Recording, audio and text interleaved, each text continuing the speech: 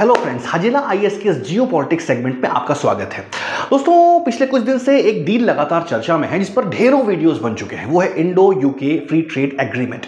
Indo UK free trade agreement के plus point या उसके एडवांटेजेस, उससे भारत को मिलने वाले फायदों पर तो ढेर सारे वीडियोस बन चुके हैं, तो उस पर हम किसी प्रकार की बात अब नहीं करेंगे।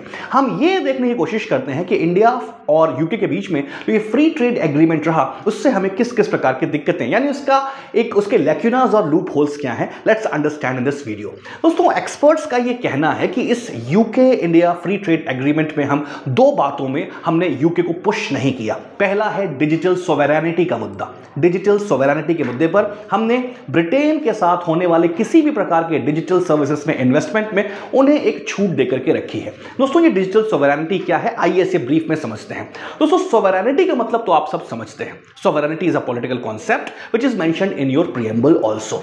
डिजिटल सोवरेनिटी का मतलब यह होता है दोस्तों कि आप अपने डिजिटल डिसीजंस में किसी दूसरे देश पर निर्भर ना रहें। आपका डेटा आपके देश में सेव रहे और डिजिटल सर्विसेज प्रोवाइड करने वाली सारी फॉरेन कंपनीज आपके नेशनल लॉज के हिसाब से काम करें, यानी किसी प्रकार का इंफ्लुएंस आपके डिसीजन मेकिंग में ना डालें। दोस्तों, ध्यान रखिएगा, इस डिजिटल सोवरेनिटी के मुद्दे पर इस एफटीए में हमने दो ऐसी रियायतें हैं या दो ऐसी फ्लेक्सिबिलिटीज हैं जो यूके को दे दी। सबसे पहला मुद्दा दोस्तों वो है सोर्स कोड रिवीलेशन का। दोस्तों, 2 दिन से लगातार जो अखबार छप रहे हैं उस पर यह बात बताई गई है कि ब्रिटेन की वो सारी एआई सर्विसेज प्रोवाइड करने वाली कंपनीज, डिजिटल सॉल्यूशंस या डिजिटल सर्विसेज प्रोवाइड करने वाली कंपनीज किसी भी प्रकार की अगर अपने ऑपरेशंस को, अपने इन्वेस्टमेंट को इंडिया में करती हैं तो उन्हें अपने डिजिटल सॉल्यूशंस का किसी प्रकार का सोर्स कोड बनाने की जरूरत नहीं है। दोस्तों, सोर्स कोड क्या होता है मैं आपको ब्रीफ में समझाता हूं। सोर्स कोड का मतलब होता है from where a program arises, from that code or that software which actually gives birth to a particular digital services, उसे कहते हैं दोस्तों सोर्स कोड। इससे आप पेड़ की रूट्स बांध सकते हैं। ऐसा जैसे पेड़ की एक रूट होती है, वैसे हर प्रोग्राम, हर सॉफ्टवेयर का एक रूट होता है। लेमैन भाषा में कहें उसे सोर्स कोड कहता है, जहां से वो प्रोग्राम अराइज होता है।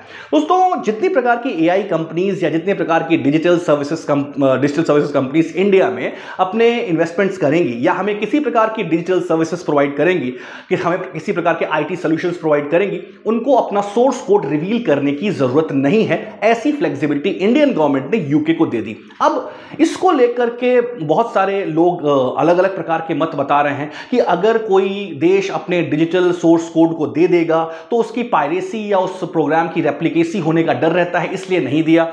तो ये सही किया। दोस्तों, इस बारे में आप क्या सोचते हैं, आप मुझे कमेंट सेक्शन में जरूर बताइएगा। लेकिन अभी रुकिए, हम कुछ और चीजों के बारे में बात करें। दूसरा सबसे महत्वपूर्ण मुद्दा दोस्तों वो है लोकलाइजेशन ऑफ डेटा। ये लोकलाइजेशन ऑफ डेटा किस चिड़िया का नाम है? दोस्तों, लोकलाइजेशन ऑफ डेटा पर भी हमने यूके को या यूनाइटेड किंगडम को इस फ्री ट्रेड एग्रीमेंट में बहुत ज्यादा पुश नहीं किया।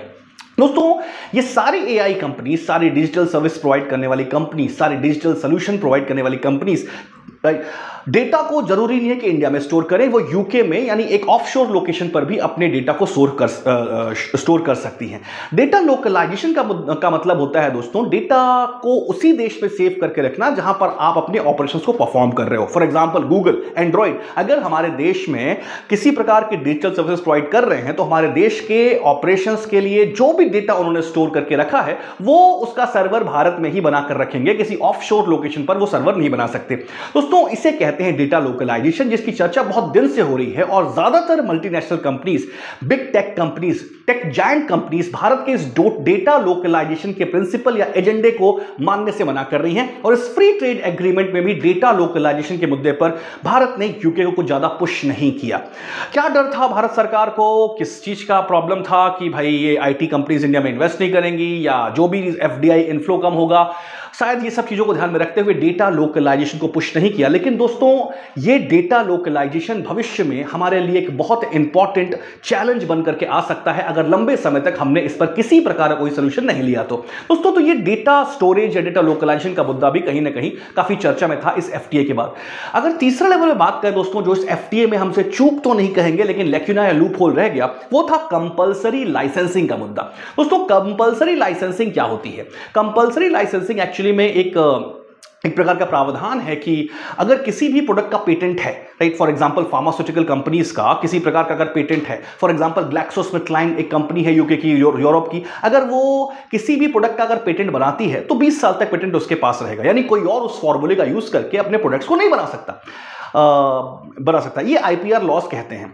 अब ये मैंडेटरी लाइसेंसिंग या कंपलसरी लाइसेंसिंग कुछ ऐसी बात करता है कि ऐसा नहीं होगा। अगर किसी भी कंपनी ने कोई फार्मास्यूटिकल प्रोडक्ट बनाया है, कोई भी प्रोडक्ट बनाया है, तो 3 साल के बाद भारत सरकार उस दवाई को बनाने का लाइसेंस कुछ ऐसी कंपनीज को भी दे सकती है जो जिनके पास उसका पेटेंट नहीं है।